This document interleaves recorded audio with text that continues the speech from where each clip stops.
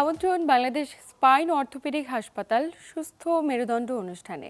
প্রিয় দর্শক, আপনাদের সাথে আছি আমি ডাক্তার অর্থি জোখরিফ।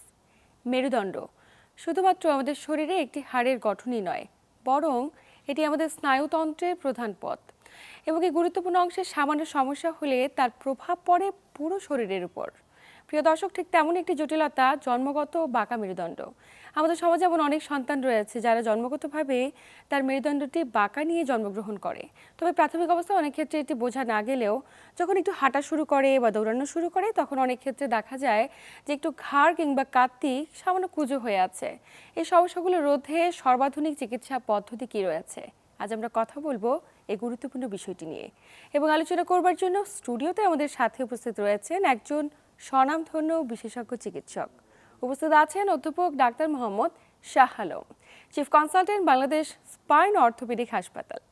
স্যার, স্বাগত আমাদের আজকের আয়োজনে। স্বাগতম, ধন্যবাদ। স্যার, শুরুতে জানবো জন্মগত বাঁকা মেরুদণ্ড বলতে আমরা কি বুঝি? আপনাকে ধন্যবাদ। আমরা সবাই জানি যে আসলে মেরুদণ্ড সোজা। আমরা সামনের থেকে যখন তাকাই মেরুদণ্ডকে আমরা সোজা দেখতে পাই। আমরা যদি পার্শ্বের থেকে দেখি, সাইড থেকে দেখি, তার কিন্তু মেরুদণ্ডটা একটু বাঁকা তেরা। কিন্তু আমরা বাঁকা মেরুদণ্ড বলতে আমরা যে মডেলটা তাকাই একদম সামনের থেকে একদম সোজা। এটা যদি কোনো দিকে সাইডে বাম বা ডান দিকে বাঁকা হয়ে যায় সেটাকে আমরা বাঁকা মেরুদণ্ড বলি। বাঁকা মেরুদণ্ডর 70% কারণ জানা যায় না। আচ্ছা, কিন্তু যেটা আমাদের আজকের যে ডিসকাশন, যে প্রতিপাদ্য বিষয়, সেটা হলো জন্মগতভাবে যখন আমরা বলতে যাব, যদি আমরা এই লাইটটা এই মডেল যদি আমরা ফোকাস করি তাহলে আমরা ভালোভাবে দেখতে পাবো যে এই পুরা মেরুদণ্ডটা একটা একটা কশেরুকা, মানে 33টা কশেরুকা মিলে মেরুদণ্ড। কোনো কারণে যদি একটা কশেরুকার অংশ বিশেষ অথবা একটা মেরুদণ্ড হলোই না, কশেরুকা হলো না, অথবা 3-4টা কশেরুকা যেমন আলাদা আলাদা হওয়ার কথা আলাদা হলো না, অথবা এক সাইডে আলাদা হলো অথবা আরেক সাইডে আলাদা হলো না, এই ধরনের যদি কোনো ডেভেলপমেন্টাল তৈরি হওয়ার গঠনের সময় যদি কোনো স্বল্পতা থাকে তাহলে মেরুদণ্ড বাঁকা হয়। অর্থাৎ কিনা যেভাবে তৈরি হওয়ার কথা একটা ইন্ডিভিজুয়াল কশেরুকা অথবা অনেকগুলো কশেরুকা যখন পর পর মিলে যাবে, এইটা যদি সঠিকভাবে সেটিং না হয় বা তৈরি না হয়, সেই ধরনের কন্ডিশনকে আমরা বলি জন্মগত ত্রুটির জন্য মেরুদণ্ড বাঁকা। স্যার, এই যে জন্মগত ত্রুটি নিয়ে একটি বাচ্চা জন্মাচ্ছে, তার মেরুদণ্ডটি বাঁকা হচ্ছে, তার মানে কি মা গর্ভাবস্থায় যদি একটু সচেতন হতো তাহলে বিষয়টি এমন হতো না? না, আসলে এখানে মায়ের কোনো দোষ নাই, কারো কোনো দোষ নাই। এটা ন্যাচারাল ওয়েতে এটা ডেভেলপ করার সময় আপনার এটা হতে পারে। কারণ থাকে, যেমন অনেক সময় থাকে জন্মগত শুধু এই মেরুদণ্ড না, যেমন জন্মগত হার্টের জন্য, যেমন কিডনির জন্য, যে কোনো ধরনের জন্মগত যেটা আমরা কনজেনিটাল অ্যানোমেলিস বলি, এগুলোর জন্য কিছু ফ্যাক্টর কাজ করে। যেমন কোনো রেডিয়েশন, কোনো পরিবেশের জন্য, ধরেন কোনো কেমিক্যালস হ্যাজার্ডস থাকে, ভাইরাল ইনফেকশন, এগুলো হলো কিছু আপনার হলো পারিপার্শ্বিকতা। এখানে মা বা আমি আপনি খুব ইচ্ছা করলেই অনেক সময় আমরা অ্যাভয়েড করতে পারি না বা আমরা জানিও না, না জানা সত্ত্বে এটা হয়ে যায়।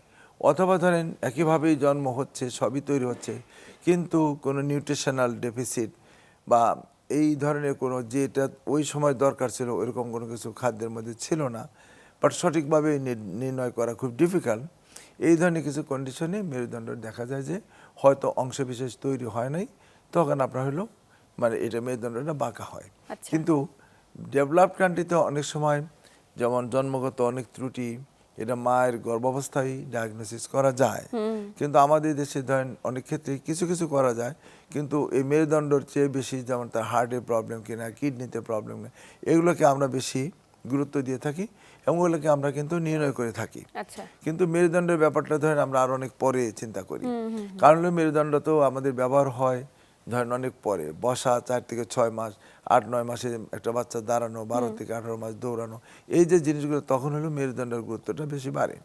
এবং আপনি জেনে আরও মানে আশ্চর্য হবেন যে এই ধরনের মেরুদণ্ড বাঁকা থাকলেও ঠিক জন্মের পর পর সবসময় কিন্তু আমরা এটা ডায়াগনোসিস করতে পারি না, হয় না।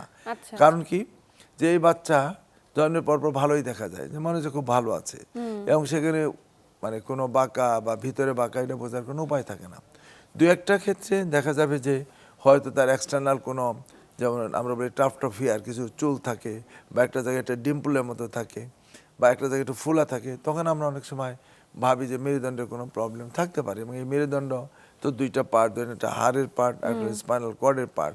ধরেন এগুলোতে যদি আমরা কখনো দেখি যে এই ধরনের প্রবলেম, তাহলে এক্সটার্নালি এটা বোঝা যায়। তখন অনেক ক্ষেত্রে আমরা এক্স-রে, এমআরআই, সিটি স্ক্যান এগুলো করে আমরা কনফার্ম করি। আচ্ছা আচ্ছা, কিন্তু বেশিরভাগ ক্ষেত্রে মেরুদণ্ড যে জন্মগত ত্রুটির জন্য বাঁকা থাকে, এটা কিন্তু বোঝা বোঝার যাবে কোনো না। উপায় নেই।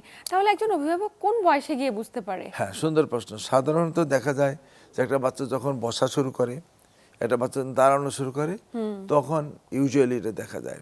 ক্ষেত্র বিশেষে এটাও দেখা যায় না। যখন বাচ্চা দৌড়ায় ৩-৪ বছর বয়স, সাধারণত ওই সময় অনেক সময় দেখা যায়।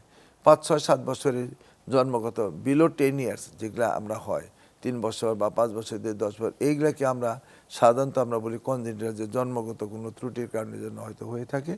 সেগুলা বিলো 10 ইয়ার্সের মধ্যে 10 বছরের নিচে যে সমস্ত বাচ্চাগুলা সাধারণত বাঁকা হয়ে থাকে, এগুলো হলো ধরেন আপনার কারণ জানা যায় যে এই যে অর্ধেকটা হয়েছে বা 4 ভাগের 1 ভাগ বা হয় নাই, বা আলাদা আলাদা হওয়ার কথা হয় নাই, বা 3-4টা ভার্টিব্রা মিলে একটা হয়ে গেছে, তারা বড় হইতে দিচ্ছে না, তখন বাঁকা হয়ে যায়, তখন হলো বোঝা যায়।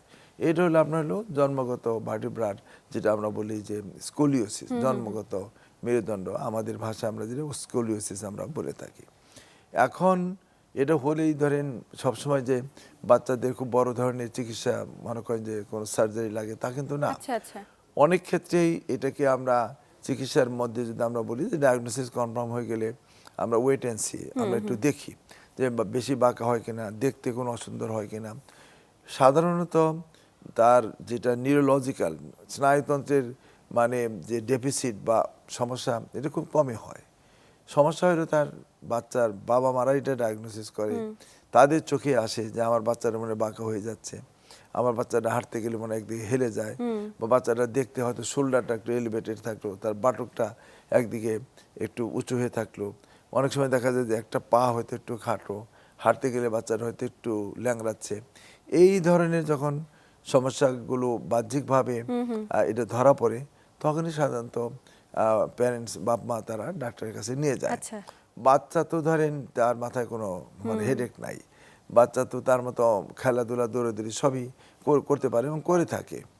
অনেক ক্ষেত্রে বাচ্চা যদি কোনো কারণের জন্য দেখা যায় যে হয়তো তার এই মেরুদণ্ডের সাথে নিউরোলজিক্যাল কোনো প্রবলেম থাকে, হয়তো প্রস্রাব পায়খানায় তার প্রবলেম হয়, আচ্ছা আচ্ছা, অথবা দেখা যাবে যে পাটা একটা গরম জিনিস হচ্ছে, পাটাও সরাচ্ছে না, বা তাকে একটা চিমটি লাগলেও বা একটা জোরে আঘাত লাগলেও কিন্তু বাচ্চা তেমন তার কোনো অনুভূতি নাই।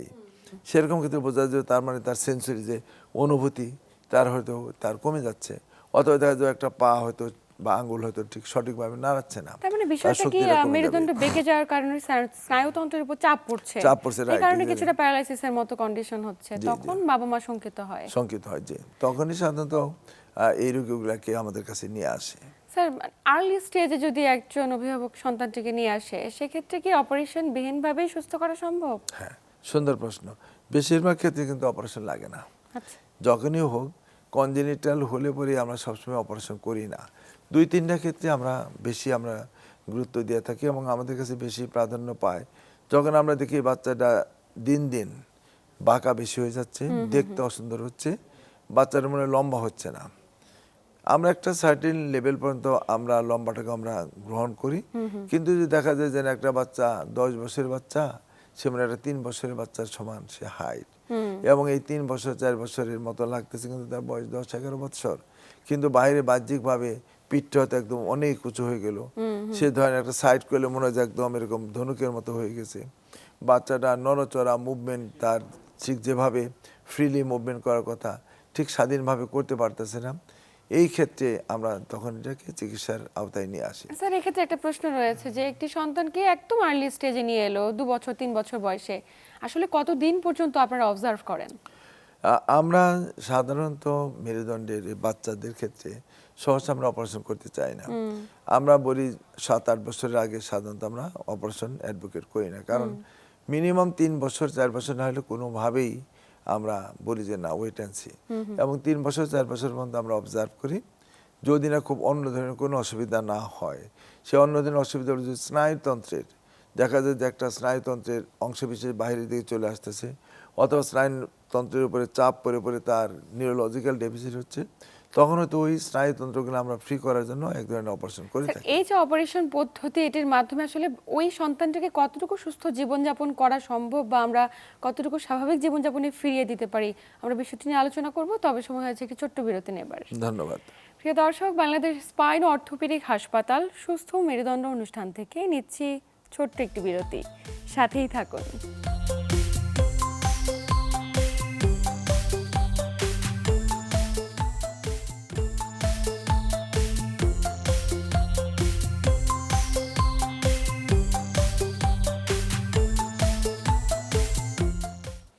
প্রিয় দর্শক, বিরতির পর আবারও সবাইকে স্বাগত জানাচ্ছি বাংলাদেশ স্পাইন অর্থোপেডিক হাসপাতাল সুস্থ মেরুদণ্ড অনুষ্ঠানে। আপনাদের সাথে আছি আমি ডাক্তার অর্থি জোখরিফ এবং আমার সাথে আছেন স্বনামধন্য বিশেষজ্ঞ চিকিৎসক অধ্যাপক doctor Mohammad Shah Alam, chief consultant Bangladesh spine orthopaedic হাসপাতাল। স্যার, বিরতির পর স্বাগত আমাদের আজকের আয়োজনে। ধন্যবাদ। বিরতির আগে কথা বলছিলাম যে যাদের জন্মগতভাবে বাঁকা মেরুদণ্ড নিয়ে জন্মাচ্ছে যে সমস্ত শিশুরা, তাদের ক্ষেত্রে আসলে সার্জারি করা কোন ক্ষেত্রে জরুরি এবং কি কি ধরনের অপশন রয়েছে, বিস্তারিত জানবো। ধন্যবাদ। আমরা বলছি যে 3 বছর পর্যন্ত, সাধারণত 4 বছর পর্যন্ত অবজার্ভ করে থাকি যে কতটা বাঁকা হয় বা তার কোনো স্নায়ুতন্ত্রের কোনো ডেফিসিট হয় কিনা। যদি এরপরও দেখা যায় যে বাচ্চাটা বাঁকা হয়ে যাচ্ছে, প্রাথমিক অবস্থায় আমরা একদম ব্রেস বলি। ব্রেস মানে এক ধরনের সাপোর্ট।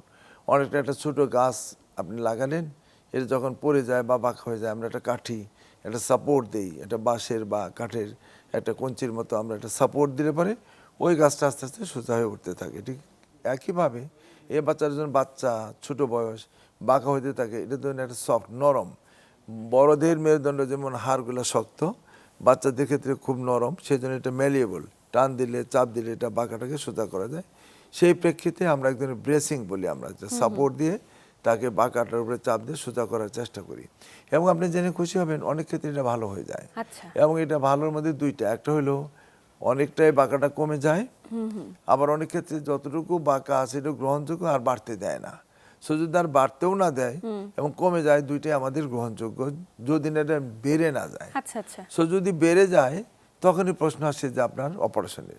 সুতরাং আপনি যে প্রশ্নটা করেছিলেন যে কখন আমরা সার্জারি করব, আমরা অবজার্ভ করি 3 মাস 6 মাস পর পর আমরা এই রোগীটাকে আমরা ফলো আপ করি। যদি দেখা যায় যে না আর বাড়তেছে না এবং এটা কমে আসতেছে, তাহলে আমরা কোনো সার্জারি করব না। আচ্ছা। এখন যদি দেখা যায় যে না, এটা আমরা 3 মাস 6 মাস সে কন্টিনিউয়াস ব্রেসিং করতেছে, ধরেন আমরা এটা অ্যাডভোকেট করি যে 24 ঘন্টা প্রায় 20-22 ঘন্টা এই ব্রেসিং ব্যবহার করতে হবে। এই 20-22 ঘন্টা যদি আমরা ব্রেসিং ব্যবহার করি, তাহলে এই বাচ্চা আর বাড়তেছে না, বাঁকা সোজাই হয়ে যাচ্ছে, অপারেশন করবো না। কিন্তু যদি দেখা যায় যে না, দিন দিন বাচ্চাটা বাঁকা হয়ে যাচ্ছে, দেখতে আপনার খারাপ লাগতেছে এবং তার নিউরোলজিক্যাল ডেফিসিট, তাহলে আমরা সার্জারি করব। আচ্ছা আচ্ছা। যদি আমরা একটা উদাহরণ ধরি, মনে করেন এই যে একটা বাচ্চার ছবি দেখেন, এই বাচ্চাটার বয়স দেন প্রায় 7-8 বছর হবে।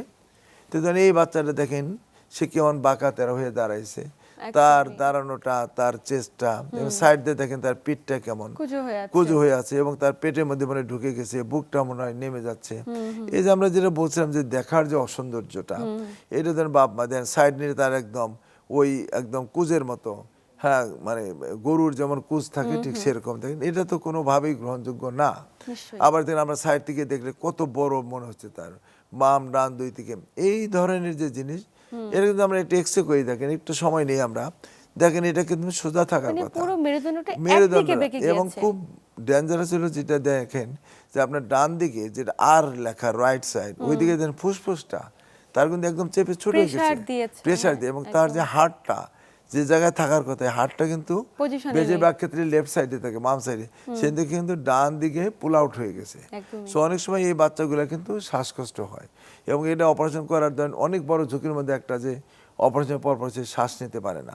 এবং অনেক সময় ধরেন নিউরোলজিক্যাল ডেফিসিট, মানে এই যে বাঁকাটা সোজা করতে গেলে এর ভিতরে যে স্নায়ুতন্ত্র আছে, এই স্নায়ুতন্ত্র ড্যামেজ হয়ে গেলে কমপ্লিট প্যারাপ্লেজিয়া হয়ে যাবে, অর্থাৎ পুরাটাই প্যারালাইসিস, জীবন শেষ। এই ধরনের একটা ভয়াবহ একটা ভয় থাকে। দেখেন এই বাচ্চাটাকে অপারেশনের পরে কেমন, একদম সোজা হয়ে গেছে। আমি যে আগেরটা আবার দেখি, কম্পেয়ার করতে পারি, আগেরটা আমরা একটু যাই, একটু ব্যাক করে দেখেন কি বাঁকা, দেন নেক্সট আবার যদি আমরা পরেরটা দেখেন কেমন, এবং দেখেন দুইটা শোল্ডার একদম ব্যালেন্সড, বাহ। ব্যালেন্স, হ্যাঁ। এবং নেক্সট এটা যদি আমরা যাই, আপনি দেখবেন এই বাচ্চার এখন দেখেন কি বাচ্চা ছিল তার দাঁড়ানো, দেন নেক্সট Height ও এটা বেড়ে একটা গিয়েছে। এইটা দেখেন, হ্যাঁ, বাহ। হাইটটা লম্বা হয়ে গেছে, সাইড থেকে তার আর ওরকম উঁচু নাই। এরপরটা যদি আমরা যাই তাহলে দেখতে পারবো, দেখেন আগে যেমন কেমন পিঠের দিকে উঁচু হয়েছিল, একদম নর্মাল একটা ইয়ে, এবং বুকটা দেখেন বুকের মতো, পেটটা পেটের মতো স্ট্রেট হয়ে গেছে। এখন দেখেন ফাইনালি যদি আমরা দেখি এইরকম যে একই বাচ্চা যদি আমরা বাঁধে অপারেশনের বিফোর আগের অবস্থা সার্জারি এবং এবং অপারেশনের পরে কত ডিফারেন্স, আকাশ চমৎকার পাতাল পরিবর্তন, একদম। চমৎকার আকাশ পাতাল, হ্যাঁ। এখন এই রকম দুইটা যখন আগের ছবি পরের ছবি দিই, তখন ফাইনালি বোঝা যায় যে কতটা সে বাঁকা ছিল, কতটা আমরা কারেকশন করতে পারলাম। এবং এই যে সার্জারি, এই সার্জারিগুলো কিন্তু ধরেন ডেফিনেটলি অনেক কমপ্লিকেটেড, সফিস্টিকেটেড একদমই তাই। সার্জারি, এবং এটা যেখানে সেখানে করতে পারবে না। আচ্ছা আচ্ছা। যেমন ধরেন Bangladesh spine and orthopaedic hospital till now বাংলাদেশে আমাদের এই সেন্টারে কোথাও এত অপারেশন বেশি হয় না। আমাদের প্রায় নিয়ার অ্যাবাউট 300 অপারেশনের মতো হয়ে গেছে এই আচ্ছা। ধরনের, এবং ম্যাক্সিমাম 90-80% খুব জটিল, কমপ্লিকেটেড। আমরা যখন বাইরের দেশগুলোতে যাই, ওই সমস্ত জায়গায় যে সমস্ত সার্জনরা এই অপারেশনগুলোকে দেখায়, আমরা যখন আমাদেরগুলো দেখাই, তারা খুবই আশ্চর্য হয় যে তোমাদের এত নেগলেক্টেড, মানে কেন এত দেরিতে সার্জারি। ধরেন এই বাচ্চাটা যদি সে 3-4 বছর, যেটা আমরা বলছি, বা 5 বছরের মধ্যে আসতো, হয়তো এটা ব্রেসিং করেই অনেকটা আমরা কারেকশন করতে পারতাম, তার সার্জারি নাও লাগতে পারতো। সেই কারণের জন্য আমরা বলি যে সচেতনতা, যে এইটা খুব দরকার, যে আমরা কতটা এটা নিয়ে কনসার্ন, আমরা বাবা মা যারা আছেন বা যারা আমরা হেলথ কেয়ার প্রোভাইড করি, যারা আমরা দেখি, নার্স হোক বা অন্যান্য যিনারা থাকেন যে এই বাচ্চাকে দেখভাল করবে, তাদের দৃষ্টিগোচর হলে আমরা কতটুকু এটাকে আমলে নিয়ে কতটা গুরুত্ব সহকারে আমরা এটা ডাক্তারের কাছে যাব, এবং ডাক্তারের কাছে যাওয়ার পরে আমরা যে চিকিৎসাটা যেটা দিল, এটা যদি আমরা সঠিকভাবে আমরা এটাকে ফলো করি, তাহলে কিন্তু অনেক ক্ষেত্রেই আপনার অপারেশন ছাড়াই রোগী ভালো করা সুস্থ যায়। করা সম্ভব। এবং সার্জারি ধরেন একটা বড় ভয় থাকে, আমরা সবসময় মনে করি যে মেরুদণ্ডের একবার অপারেশন হলে আর হয়তো দাঁড়াতে পারবো না, পঙ্গু হয়ে যাবে, এটা কিন্তু সঠিক না। এবং যা হোক, স্যার আমরা একদম শেষ প্রান্তে চলে এসেছি। এই যে এত জটিল কঠিন অপারেশনগুলো, এগুলো হচ্ছে কেবলমাত্র আমাদের দেশে, এবং আপনার মতো বিশেষজ্ঞ চিকিৎসক খুব সফলভাবে এই অপারেশনগুলো করছে, এবং আমরা আস্থা রাখতে পারি আপনার প্রতি। একদম শেষ প্রান্তে আপনাকে ধন্যবাদ। আন্তরিক ধন্যবাদ। আমাদের একটু সচেতনতা খুব দরকার, এটা হলে হয়তো আমরা অনেক ক্ষেত্রে সার্জারি না করেও রোগী ভালো করতে পারবো। আপনাকেও ধন্যবাদ, দর্শকদেরও ধন্যবাদ। আসসালামু আলাইকুম। আপনাকেও ধন্যবাদ। প্রিয় দর্শক, এই ছিল আমাদের আজকের আয়োজন। আসুন আমরা একটুখানি সচেতন হই, নিজের সন্তানটি যদি জন্মগত বাঁকা মেরুদণ্ড কিংবা কোনো জটিলতা নিয়ে জন্মায়, তবে অবশ্যই আর্লি স্টেজে বিশেষজ্ঞ চিকিৎসকের প্রতি আস্থা রাখি। সবাই ভালো থাকুন, সুস্থ থাকুন এবং চ্যানেল 24 এর সাথেই থাকুন।